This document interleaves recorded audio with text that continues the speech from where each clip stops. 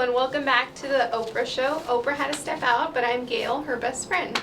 Hi, Gail. I love that we had time for a break. I had time to curl my hair. Looks good. Thanks. Okay, so you ready to get started? Mm-hmm. So tell me about the journals you wrote and helped write.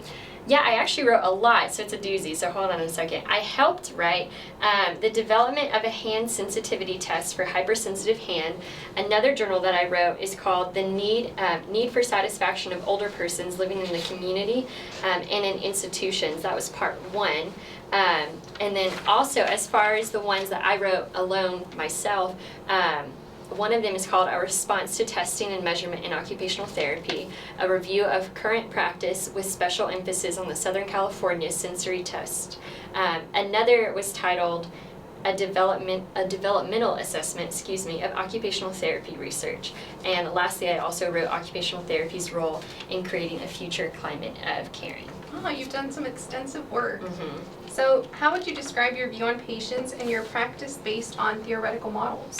So throughout my practice, I've been basically trying to bridge the gap between medical science and the moral treatment philosophy. So I really strive to be a holistic practititioner, just focusing on all aspects of the person and what occupations they find meaning in themselves. So I bring my medical knowledge and incorporate it into therapy in a way that makes the patient feel more involved themselves and just feel like they're the ones that are actually leaving therapy. Right. So how have you impacted roles such as practitioner, educator, researcher, consultant, and entrepreneurs? Right, so I've influenced the OT role by encouraging therapists to be less dependent on doctors and rely on their own knowledge. So it's not that interacting with doctors is bad at all, but it's just I really want to push for the OTs to feel confident in their own knowledge. And as for the healthcare system, it seems to have adapted an assembly line type mentality where occupational therapists are viewed as treatment machines and patients just as the products that are displayed on a balance sheet. And so I'm really trying to change this mentality to more of a holistic type. Fantastic.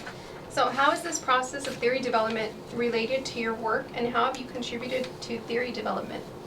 So for a while, the primary focus of OT was only the promotion of health and well-being through functional activity and occupational science. That was its own entity entirely, and it was looked at as an academic discipline connected to OT that studied to nature, function, and meaning of those activities, but it was still two separate entities. And so this was established in the beginning of the 1990s, and its purpose was again like the study of the meaning of human occupation in order to understand the mutual influence of occupation and health on individuals, communities, and nations. So as for what we push for today, evidence-based practice is what we really value as our base of the practice. And I feel like I really contributed to the recognition of the need for practicing from evidence. I started the movement towards more research leading for evidence-based practice. So I really just encouraged that bridge of occupational science and occupational therapy to come together. And I laid the foundation of occupational science by presenting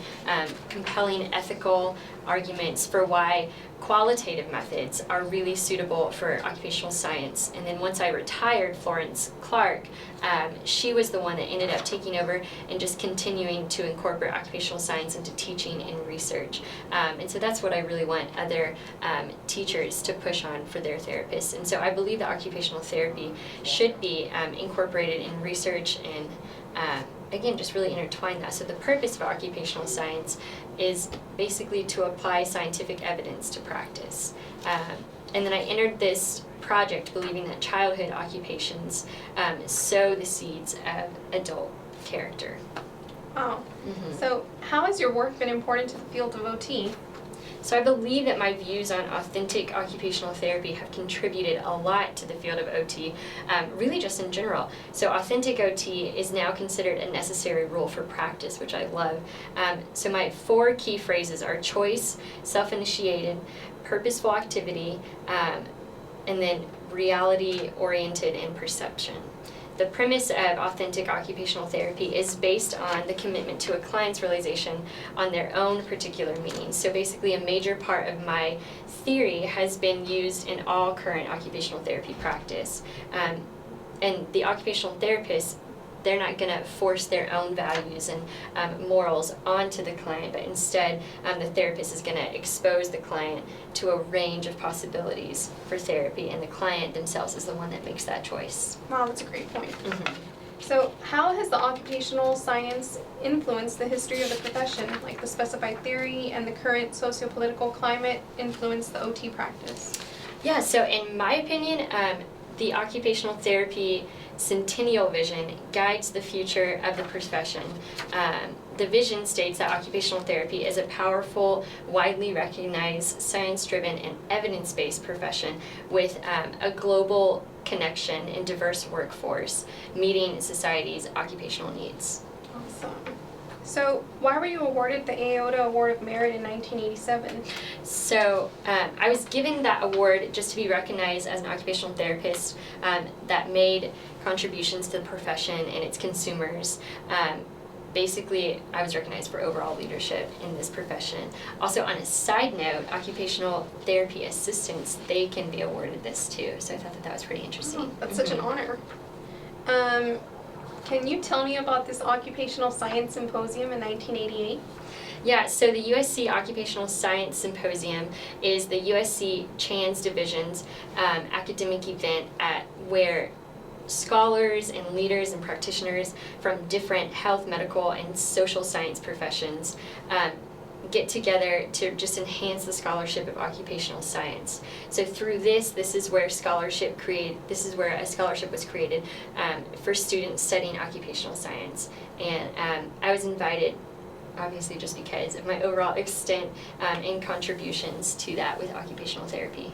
Great. Well, we're so glad to have you here with us today. Any final remarks you would like to tell the audience, the viewers? Yeah, I just love our profession wholeheartedly because it's not finished evolving yet, and it has really helped with its mission, but it still, again, has more of its mission to go.